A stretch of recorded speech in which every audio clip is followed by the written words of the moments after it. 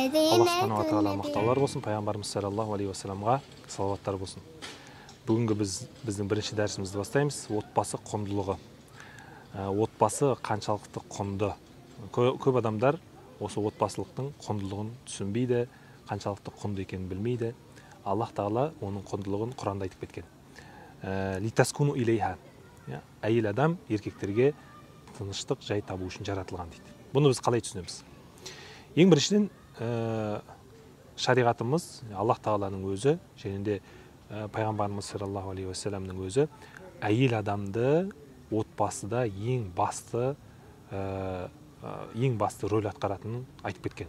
Яғни отбасының бақытты болу үшін ең бірінші орында әйел адам болып есептеледі. Неге деген кезде, неге еркектер емес деген сұрақтар туындалады. Өйткені әйел адам үйде көп отырады, бала шағаны қарайды, күйеуін қарайды. Сол себептен де әйел адам ең басты рөлді атқарады. Сол үшін де Алла субхана ва тағала Құранда осы отбасы құндылықты ең бірінші әйел жайында айтып кеткен. Құранда не дейді? Аузу биллахи минаш шайтанир раджим. Рум сүресінің 21-ші аятында: "Мин аятихи ан халақа лакум мин анфусикум азважан литаскуну илейха ва жа'ала байнакум маваддата ва рахма. Инна фи залика лааяти лиқауми ятафаккарун" дейді. Оның аяттарынан, яғни Аллах тағаланың аяттарынан сондай нәрсе бар. Сендердің араларынан жұп қылып әйелдерді жаратты дейді. Литаскуну илейха. Әйелдерді не үшін жаратты? Сендер рахат, тыныштық табу үшін жаратты дейді.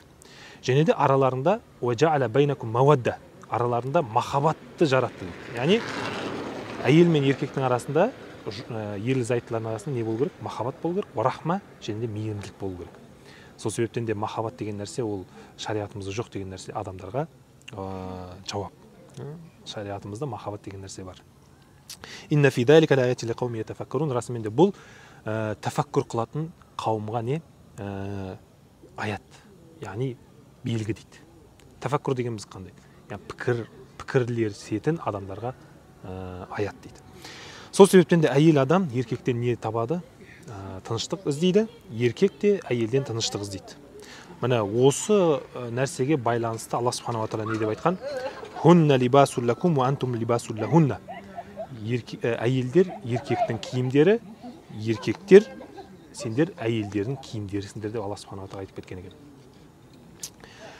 Сол себептен де әйел адам солай қылып жаратылған. Еркек әрқашанда өзінің әйеліне не іздейді? Тыныштық іздейді.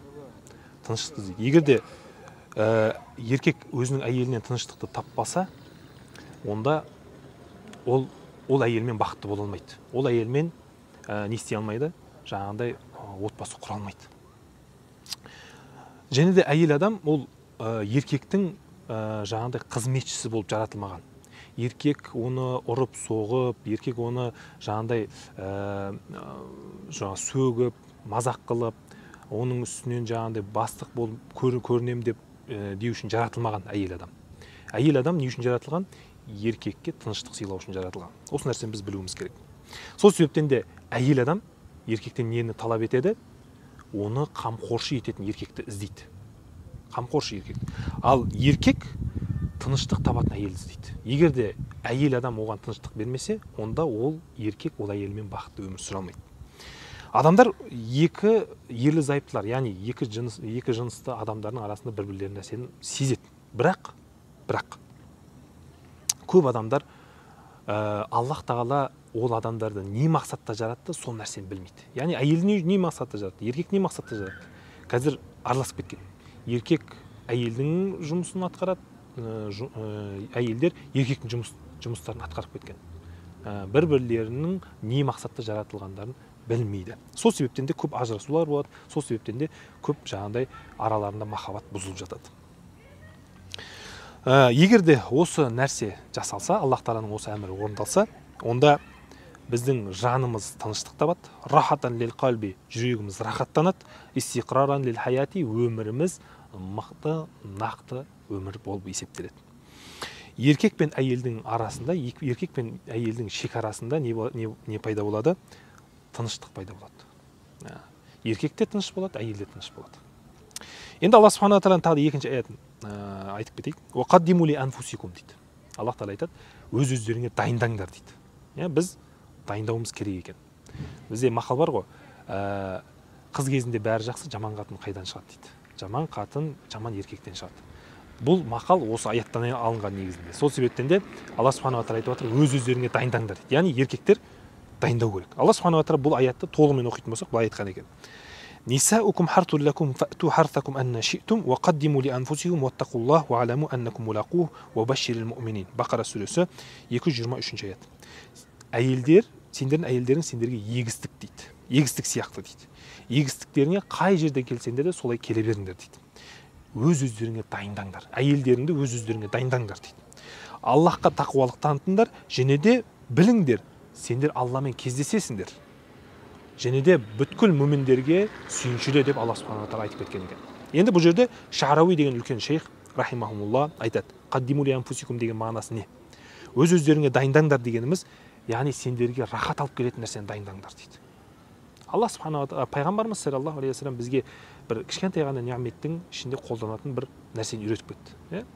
Егер де біз әйелімізбен жақындасатын болсақ, ең бірінші пайғамбарымыз саллаллаху алейхи вассалам не дейді? Осы дұғаны оқыңдар дейді. Аллахумма джаннибни шайтана ва джанниби шайтана ма разақтани фи. Я Аллахым, біз сенен пана тілейміз, шайтаннан пана тілейміз, және де бізге ризық еткен нәрсеңді шайтаннан сақта. Шайтанды жолатпа деп дұға қыламыз. Алла субханала тағала оның әйелін шайтаннан сақтайды, оның болашақ ұрпағын шайтаннан сақтайды. Келесі, ва қаддиму ли анфусикум дегеніміз не? Қаддиму ли анфусикум дегеніміз, егер де сен осы дұғаны оқысаң, яғни Аллахумма джаннибни шайтана ва джанниби шайтана ма разақтани деген дұғаны оқитын болсаң, онда Алла субханала тағала сенің балаңды шайтаннан сақтайды, және де сенің балаң кейін саған дұға қылады, оның баласы сендерге дұға қылатын болады, сөйтіп қияметке дейін жалғаса береді. Осымен біздің бүгінгі дәрісіміз бітті. Сол үшін отбасы өте құнды, отбасымызды сақтап қалайық. Аллах Тағаланың әмірлерін орындап, пайғамбарымыздың саллаллаху алейхи ва салламның сүннетімен жүрейік.